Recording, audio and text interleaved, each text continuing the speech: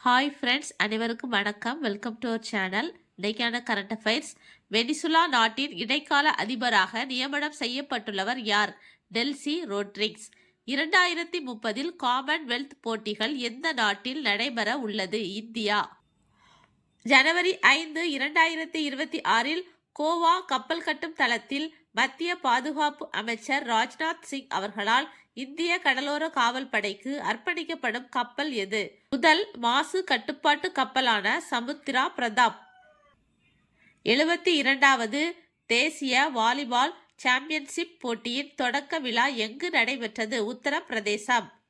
சுற்றுச்சூழலை பாதுகாக்க உருவாக்கப்படும் ஹைட்ரஜன் எரிபொருள் ரயில் சேவைக்கான ஹைட்ரஜன் எரிபொருள் உற்பத்தி நிலையம் எங்கு அமைக்கப்பட்டு உள்ளது? ஹரியானா மாநிலம் ஜிந்த் ரயில் நிலையம்.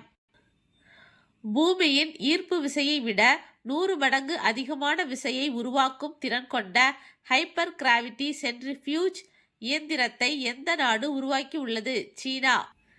இந்திய ஏற்றுமதியாளர்கள் உலகளாவிய சந்தைகளில் நுழையும் வகையில் இந்திய அரசு கொண்டு வந்துள்ள திட்டம் எது? சந்தை அணுகல் ஆதரவு திட்டம், மார்க்கெட் ஆக்சஸ் சப்போர்ட்.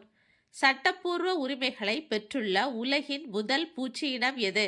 அமேசானிய கொசு தேனீக்கள். இந்தியாவில் 8வது மாநில ஊதிய குழுவை அமைத்த முதல் மாநிலம் எது? அஸ்ஸாம். ஜனவரி 1, 2026.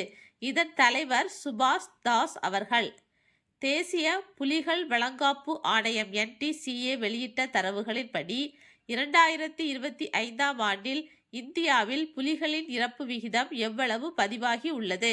166 புலிகள் இறப்பு. 1973ஆம் ஆண்டு புலிகள் வளங்காப்பு திட்டம் தொடங்கப்பட்டுள்ளது.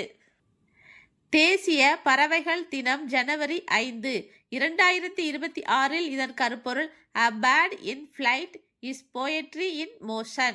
பறக்கும் பறவை இயக்கத்தில் கவிதை.